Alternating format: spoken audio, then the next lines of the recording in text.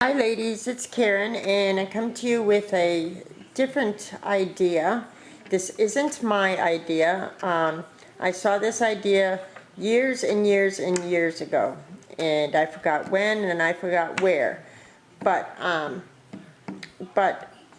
I altered this fork, and as a matter of fact I had originally altered this fork as part of Trudy Craig's make something old new again, but I didn't complete it in time. I mean, I had bent it and formed it, but I hadn't painted it and everything. So I'm sorry, Trudy, that I didn't get it in time for your challenge. You know, one thing or another has been keeping me busy. At any rate, so that just to show you real quick what it is, it's an easel. And you see, it's a little easel. So what you do is you bend the prongs, the two far left and far right prongs, you bend them back and make a little bend there, and the two front ones you bend forward, see that? And kind of separate them too a little bit. It helps with the balance. My husband actually helped me with this fork. This fork is like a heavy fork. If it had been a cheaper type fork, a thinner type fork, we would have been able to like curl these little tips in, you know. But that's about as much as we could bend it.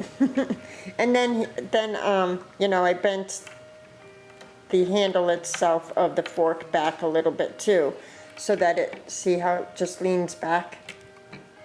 So after it was bent, I thought, after I had purchased my patina last week by Ranger, it's this stuff, and I thought, oh, great idea, I could paint it with the patina.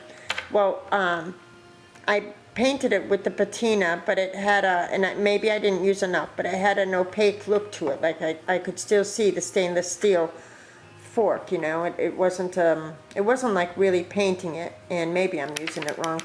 But anyway, so what I decided to do was put some gesso on a paper, and then put a couple of dots, drips of this for color, and then I painted it with white gesso mixed with the patina. So it gave it this really cute, kind of shabby, vintage, whitish green look to it. I think it came out really cool. And let's see if maybe you could get a better look at the color. Let's see if the camera will focus enough. But I like the way it came out as far as the paint, and then the back side as well. So then after I had painted it and, you know, let it dry, I sprayed it, although you can't really tell, but I sprayed it with this Don't Eat Golden Snow Gold Lindy's Stamped Ink, and it didn't really, you know, show up too much. Maybe I didn't spray it enough. And then I added, this is some garland that I've had for a really long time, that I'd gotten at Michael's, and I just snipped off a piece, you know, just a piece of it like that, and I just wrapped it around the fork. And I would have added flowers and everything else, but you don't really want to add too much weight to the fork, because it'll, you know, it could be top heavy if you add flowers on top and stuff. And you don't want to bulk it up on this handle, because you do want to use it as an easel, you know, and so you don't want it to be too bulky where it won't let whatever project you're displaying, you know, lay nice.